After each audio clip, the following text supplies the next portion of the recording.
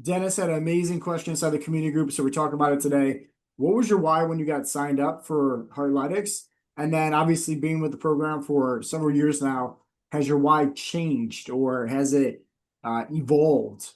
Yeah, absolutely. So my original why was, I think, like a lot of guys, I wasn't happy with the man I saw in the mirror. Hmm. And I felt lost. Like I didn't know. I just saw like where I was at.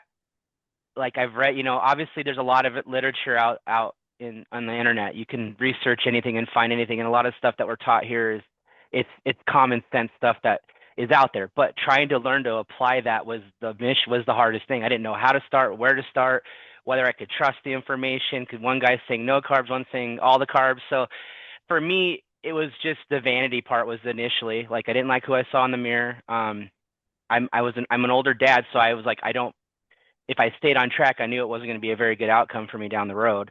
So that was my original why was just for me. Um, it's evolved completely different now because now, uh, confidence wise, I'm a different person than I was when I first started. I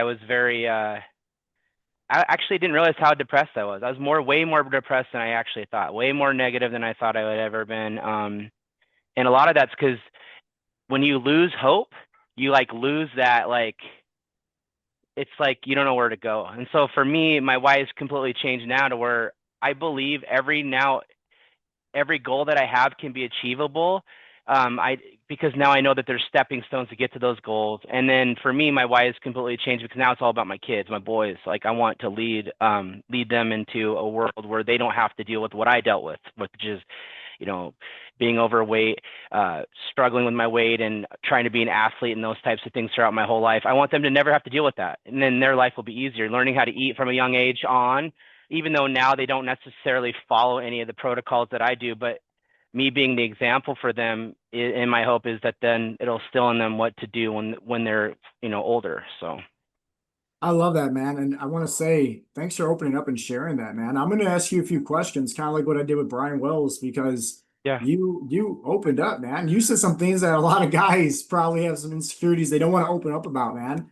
I want to dive into what you said about like kind of almost feeling hopeless. I mean, you mentioned yeah. about trying all these different things and nothing was really working for you, and it made you kind of depressed. I guess like walk us through that. What did you try? And like why was it making you feel hopeless?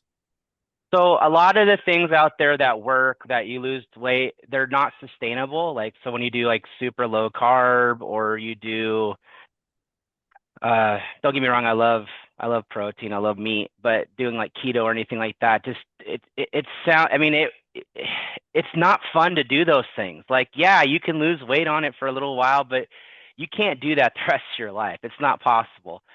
And then on top of it, constantly saying no to cake and ice cream every time you go to a birthday party or saying, I can't do that, I'm on a diet. I can't do that, I'm on a diet. But then the problem for me, like I've said this before, I was always on a diet, but I was always overweight, like so clearly it's not working, right? And so Yeah. that's sort of where the kind of the hopelessness came from. Watching my stepdad going through what he's going through now, I never wanted to be a burden on my family, and I felt like I was heading in that direction. I'm gonna end up being a burden to my family. I'm gonna be, and I felt older than I really was. I kept telling I'm an old man, but I'm really not. I'm like I'm only 45. I shouldn't be saying things like that. So it's like that's sort of where I was at. Yeah, Um, yeah.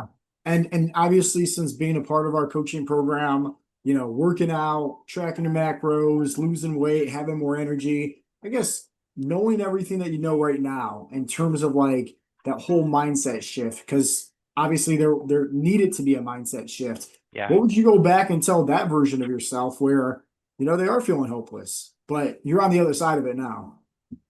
Well, one, you got to swallow the pride and ego. That's the number one thing, and realize that there's a reason in the world and life that you have a mechanic or you have a coach for all these different things in life. And so while you may be able to acquire information, you're just wasting your time trying to do everything on your own. And we're not meant to do things on our own. We're not meant to be alone. We're not meant to do this journey of life alone. We're meant to do this as a community. So even if you do acquire the knowledge on your own, if you've got nobody in your corner when times get tough, and we all know that life is what happens when times gets tough. It's not when things are going good. Anybody can do well when times are good. So to me, the community part's the big thing. Having somebody hold you accountable, not just telling you what you want to hear, telling you what you need to hear. And that's one thing that I got from you guys. Obviously, I get from you a lot is the tough love, and you need that.